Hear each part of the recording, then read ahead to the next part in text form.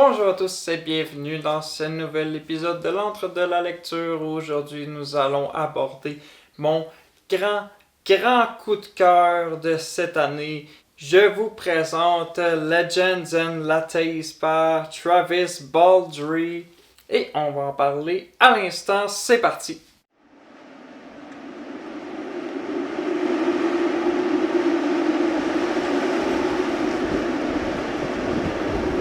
Vous vous souvenez, il y a quelques mois, je vous parlais de The Lord of the Rings, The Fellowship of the Ring par J.R.R. Tolkien, et je vous ai dit que c'était un coup de cœur absolu, que j'ai adoré ça. Eh bien, Legends and Lattes,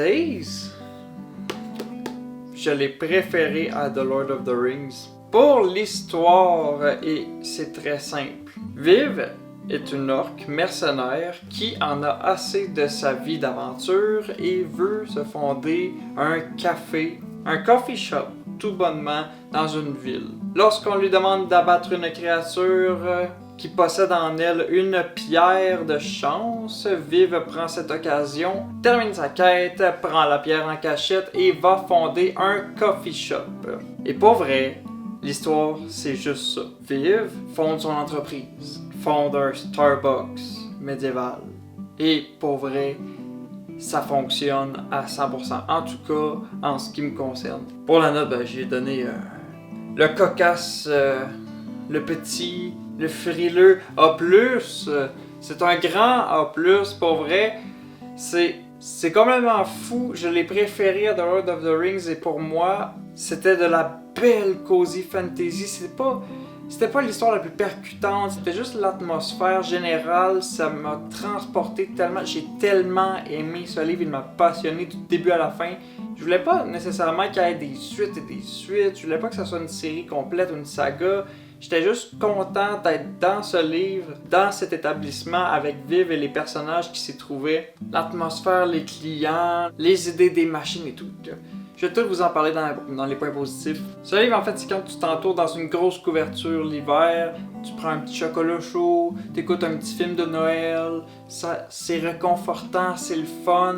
Et en plus, je l'ai eu pour tellement pas cher parce que j'ai utilisé le site Book Outlet. Je pense que sur Amazon ou en librairie, il coûte 24$. Il m'a coûté 10$. Donc, en plus que c'était un excellent livre, malheureusement, il est un peu endommagé. Il m'a coûté pas cher. Fait que, allons pour les points positifs. Dans ce monde-ci, le café vient d'une région habitée par les gnomes et est à peu près inconnue de tout le monde. Donc, quand Viv dit à tout le monde qu'elle veut fonder un coffee shop et qu'elle fait goûter des échantillons de son café, la réaction des gens est vraiment adorable. Plusieurs ont l'air sceptiques au début, mais c'est juste une facette parce que tout le monde adore le café dans cet univers-là. Il y a aussi le fait que les machines à café ressemblent un peu aux nôtres, mais c'est une création des gnomes dans cet univers-ci. Dans le dernier épisode, je parlais que justement Trace of the Emerald Trees, je trouvais ça bizarre qu'il y avait des inventions qui venaient à peu près de notre époque dans cet univers. Je trouvais que ça fitait pas du tout, mais là je trouve que ça fit vraiment bien parce que c'est une machine qui ressemble à celle dans notre univers, à notre époque, mais là c'est une invention des gnomes, comme dans Donjons & Dragons, donc le design va être plus fantaisiste. J'aime beaucoup les personnages, ils sont tous attachants, notamment Viv qui est là, qui me fait penser à Carla qui est dans Baldur's Gate 3. Il y a également Tendry, son assistante, qui est une succube, et Timbal, qui est un ratkin, un rat géant qui parle. Et je le trouve beaucoup trop cute. Lui, il a été engagé comme boulanger à l'ouverture de son café. Viv ne sait pas vraiment dans quoi elle s'embarque. Elle veut vendre du café, elle veut un endroit cosy pour que les gens se détendent, mais elle n'a pas vraiment un plan établi concernant son commerce. Donc, plusieurs personnages vont se présenter à elle, lui dévoilant leur talent, notamment Timbal, qui à un moment donné lui apporte des brioches à la cannelle. Viv et Tendry en tombent en amour et engagent le Ratkin comme un boulanger et tout le monde s'arrache ses pâtisseries. C'est important de noter que la pierre de chance est cachée durant tout le long et Viv pense que la pierre attire les bons clients, attire les bons partenaires, mais la légende entourant la pierre est pas très claire. Certains pensent qu'elle attire la chance, et c'est pour ça que Viv croit qu'elle a du succès, c'est à cause de la pierre, mais la raison est un peu différente. Pour en venir à Timbal, à chaque fois qu'il s'adresse aux autres personnages, il a une petite petite voix. Et comme ça, le paiement, il veut absolument des lattés. Je sais pas pourquoi moi, ça a vraiment résonné avec moi. C'est globalement un livre qui te fait sentir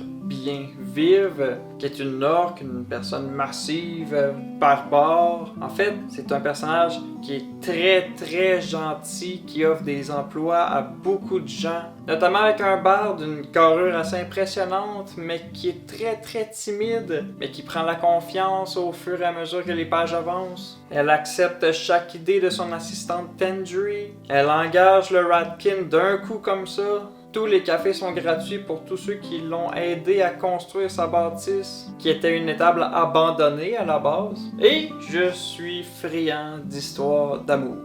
J'adore l'amour. Dans une histoire, pour moi, ça prend deux personnages qui tombent en amour. Je sais pas pourquoi, ça m'a toujours accroché, j'aime bien ça. Et dans ce livre-ci, on y échappe pas. C'est classique, on le voit venir à des lieux à la ronde. C'est écrit dans le ciel que ces deux personnages-là vont être en couple à un moment donné. Mais c'est pas grave, c'était aussi réconfortant que cute. Je peux pas être un homme et apprécier les histoires d'amour. Et à la suite d'une tragédie, Viv perd absolument tout, dont la pierre de chance. Mais tous ceux qu'elle a aidés par le passé viennent en aide à leur façon, prouvant que ce n'est pas simplement la pierre qui a attiré ces gens-là, prouvant que la pierre n'a pas juste fait d'eux des clients ou des associés, mais des vrais amis, l'attirant à elle. C'était vraiment des passages très touchants d'ailleurs. Côté négatif, c'est tellement minime pour vrai là.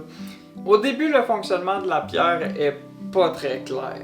Viv est guidée vers un endroit fixe par la pierre de chance. En fond, la pierre la guide vers un gros nexus où la magie se rassemble, où il sera plus propice de fonder son établissement. Et au début, c'est pas très clair, mais on découvre son fonctionnement pas trop tard, donc finalement, c'est pas tant un point négatif, c'est juste qu'au début, on est un petit peu perdu. Ça, par contre, c'est un point négatif qui est assez important pour moi, mais qui en vrai ne gâche absolument pas la lecture, à part si vous êtes vraiment pointilleux sur les petits détails de même. Mais les noms des personnages sont vraiment trop similaires. Ça devient vraiment mêlant, au point que jusqu'à la fin du livre, le personnage qui s'appelle Tendry, la succube qu'on voit sur la couverture, ben, je me rappelais jamais vraiment c'était quoi son nom, parce qu'il y a comme 4-5 noms qui ressemblent aux siens. Le Ratkin s'appelle Timble, elle s'appelle Tendry, et le Bard s'appelle Pendry. Et il y a d'autres noms comme ça au travers du livre qui se répètent souvent, donc c'est pas trop qui est qui, à part Viv, mais c'est assez facile de se rappeler avec un nom à 3 lettres. Mais au final, c'était une lecture des plus captivantes, réconfortantes, parfaite pour un petit moment cosy où on veut juste s'évader pendant quelques pages. J'ai vu des reviews sur internet disant oh, c'est plate, il se passe rien. Ben c'est quelqu'un qui fonde un coffee shop.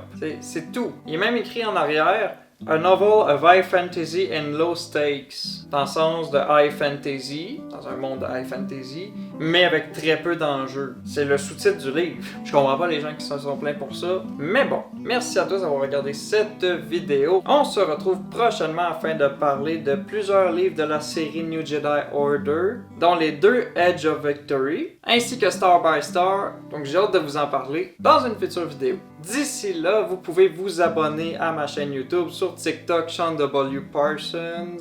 Laissez un petit commentaire, qu'est-ce que vous lisez en ce moment, ça va me faire plaisir de vous lire. Et à la prochaine, salut!